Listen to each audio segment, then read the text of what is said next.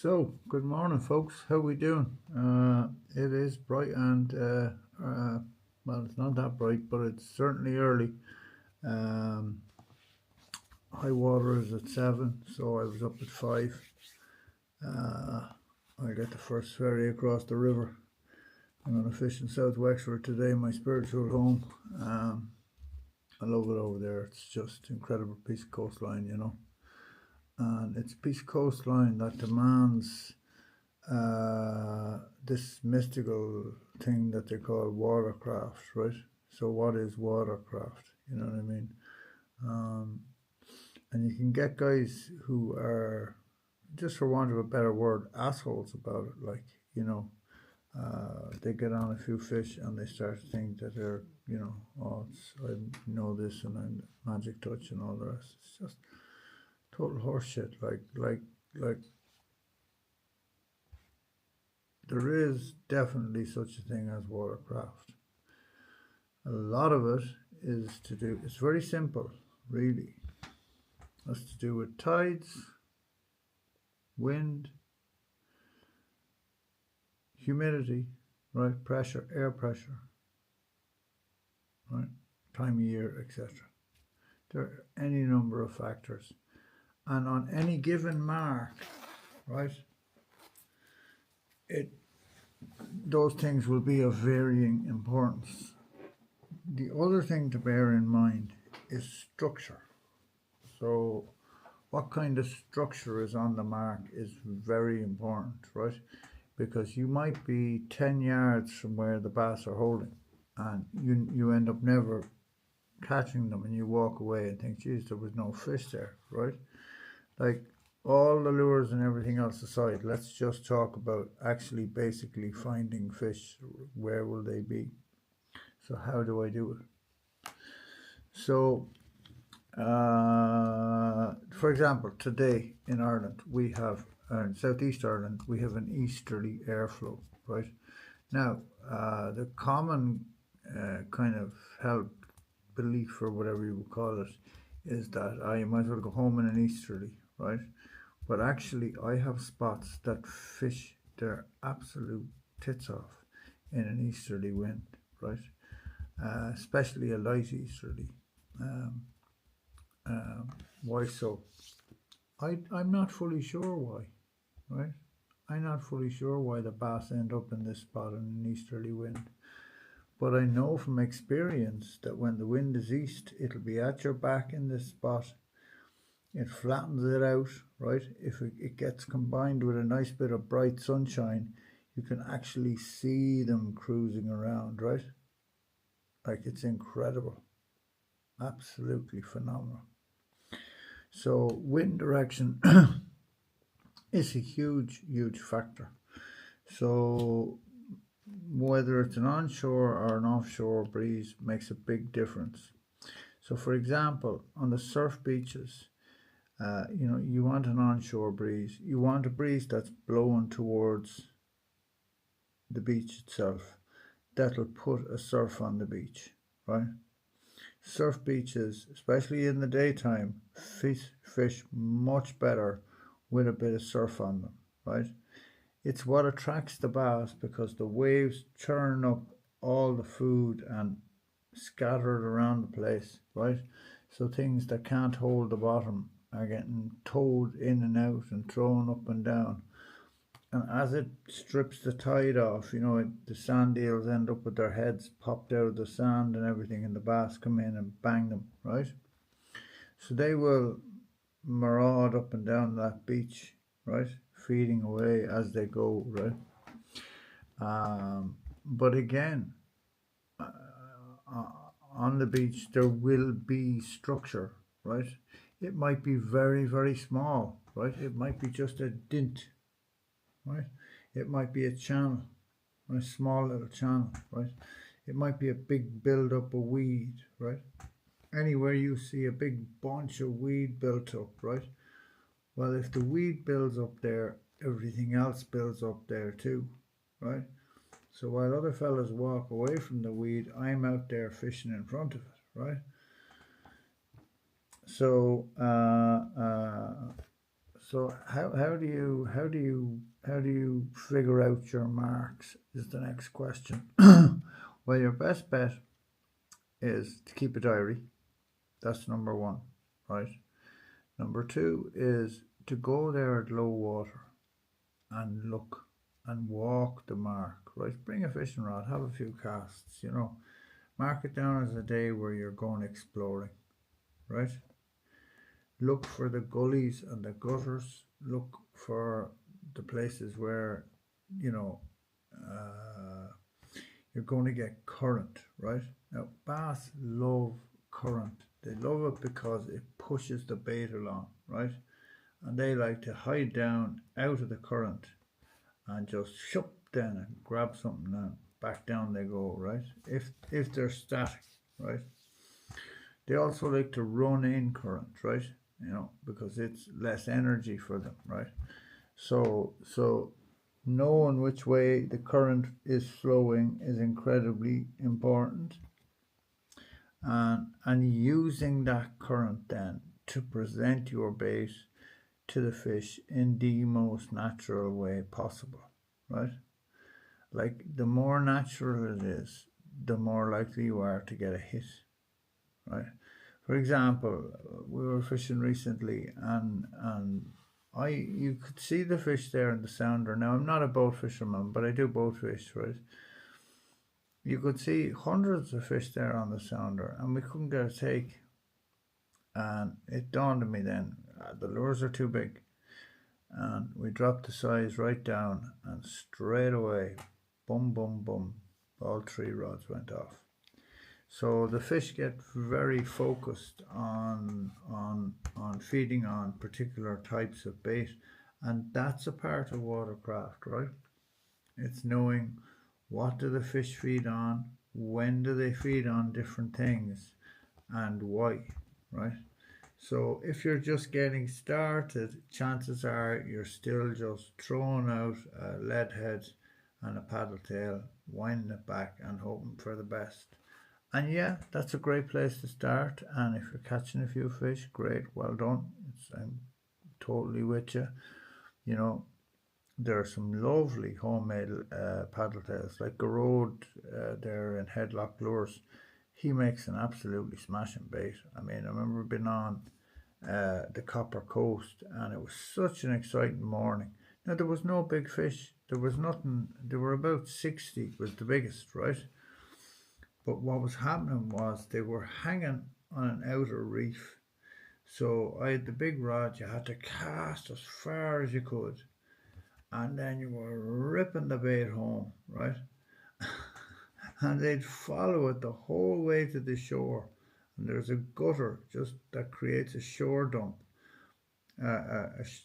Just one wave that dumps onto the shore, right? Where it can be very dangerous, so be careful. And literally the bass would take at the back of that. So literally you'd be just about to pull the lure out of the water, and you'd get the take, and even a 50 could, just tear you asunder, because they had to draw the shore dump behind them, and by Jesus were they fizzed up. And that was on the pink sledger. So Garrod makes a good lure, Like, I'm not one of these fellas who there's plenty of space for everybody, everybody does their own thing, right? There's loads of room for everybody to make lures and money and make a living in fishing, my main thing is the guiding. I do make lures, as you know. I make the power slide, and it is a really effective stick bait. Fish, twitch, pause, twitch, pause, twitch, pause. Like a little jerk bait. Ding, ding, ding, pause, let it fall a bit, twitch it again, pause. But knowing when to fish that, right? So when will I fish that? I'll fish that when the sand eel are about, right? There's times you could fish that and the fish wouldn't even look at it, right? So getting back to watercraft, right? I always digress off into little stories about fishing. I can't help it. Like, I love fishing so much. I was just thinking to myself, right? When you're going to work and it doesn't feel like a job, then you know you've found what you're meant to be doing.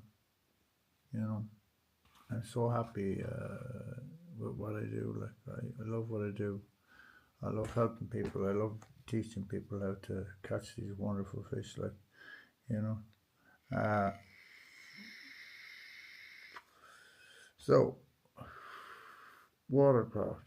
Watercraft is about finding fish, and it means exploring, right? Like you can get some lads get very focused on just doing one thing. Oh, I just fished the beach with this type of bait. And I'm like, why do you do that? Like, why? Okay, fair enough. If that's what you want to do, you're free to do whatever.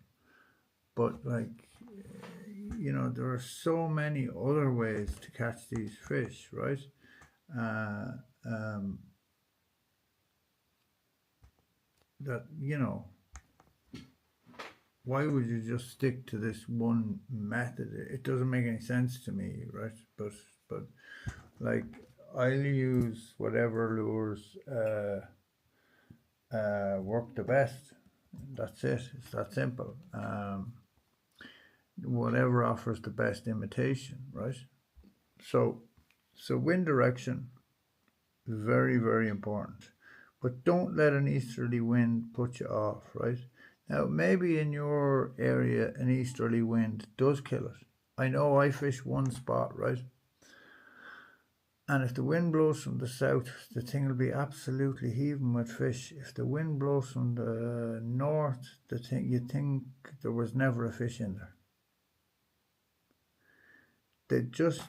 When the wind blows down that channel, the fish just won't go up it.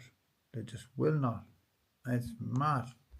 And I've been in there, northerly winds, the thing is full of bait, birds working, and not a fish to be seen. You might get one at the bottom of the tide or something. You fish for 6 hours for a 4-pound fish. I mean, that's hard work, right? So, whereas if the wind goes southwest or west,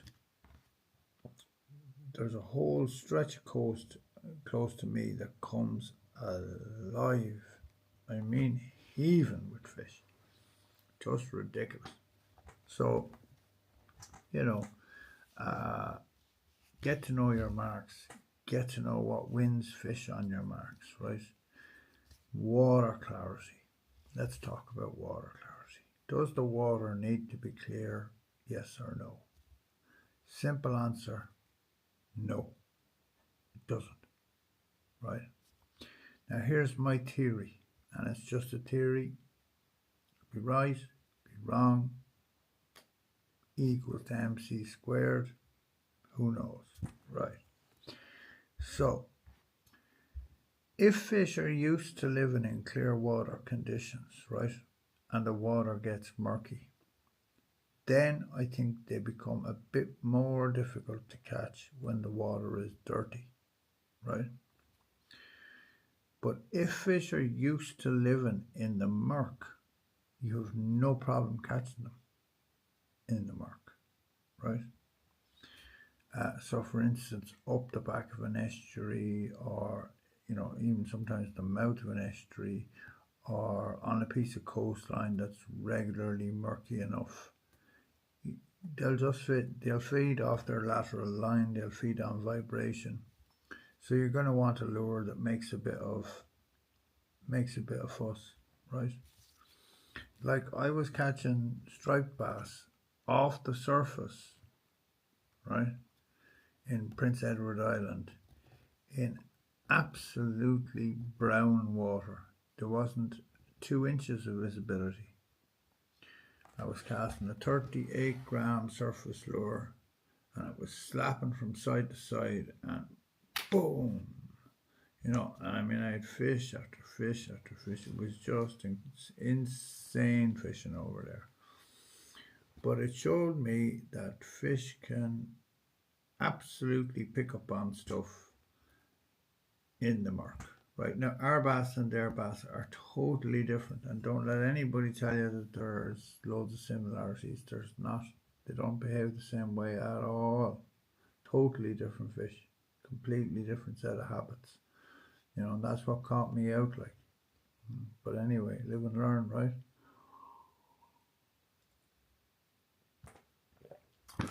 You know, I was blessed over there to meet Mark Dennis, who had figured out a spot where there were a handy few fish.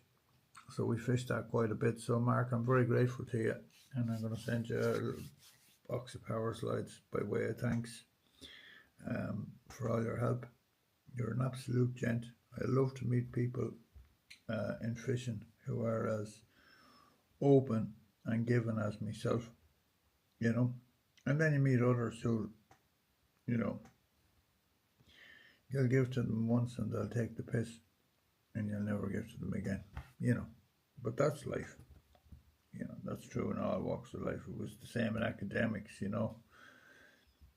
You had people who were nice to you, to your face, and then behind your back, they were tearing you asunder. Like, you know, it's not a big deal. Like, we're all big boys. Like, who gives a shit? So, yeah. So that's what I would say is watercraft is something you would learn over time, right? You won't get it in a season, you know, but you'll start to pick it up in a season. You know, I see Wayne Gardner there, you know, he's fishing hard and he's learning, like, you know, and I can hear him when I talk to him on the phone. I can hear he's saying, oh, the water is this way and that way and the wind is this way, and sometimes I'd fish there in this wind and I do this, and you know, and I'd be thinking to myself, geez, that young fella's going to end up a really good angler, you know. He's really going hard at it, like he's putting the time, he's thinking about it, like, you know. You need to start fishing the stick baits though, Wayne, I'm just saying. Terrible man for slagging. So that's it, really. That's just part one of, I'm tired now, of watercraft, right? Okay. Wind direction. What direction the wind is blowing from, how it affects the mark how it affects that mark I'm fishing. You know, are there places where I can get that wind at my back to enable me to cast better, to cover more ground, etc. Are those places likely to hold fish, etc., etc., right? You know, and if I am going to be fishing with the wind blowing straight into my face, right, A, am I prepared in terms of the kit I have on me, right, so that I stay warm and dry? B, have I got lures that will cut through the wind? C, are those lures the right type of lures? Will they catch fish? Right? You know, fail to prepare, prepare to fail. Like, it's that simple. I had the car packed and ready to go last night. You know, there's a lot of work goes into this game behind the scenes that nobody ever sees, right? So that's it, guys. Just a little bit, series one on watercraft. The other thing is I'm thinking about starting a podcast. If you would be interested in that, drop a comment and make some suggestions of who you'd like me to have a chat with, because I think there are a lot of other anglers out there that I'd like to sit down and talk with, or we could talk over the phone or whatever, and we could get some information out there for you guys. Copper Coast Lures, I'd love to run a podcast for bass fishing, but also other lure fishing. Like I'm an all-rounder, you know. I fish for brown trout, big brown lake brown trout. I fish for pike, fish for bass, I fish for salmon, I fish for sea trout, you know. But primarily I fish for bass, and this year I've almost exclusively fished for bass, you know, because I'm trying to get the business up and running. So but yeah, it's just a thought I had. If I can find the time, I would like to maybe do one a month or something, you know. So anyway, I hope you're all well. Tight lines if you're fishing. Keep her lit, keep casting, right? As my mate Gabby says on his boat, refuse to blank.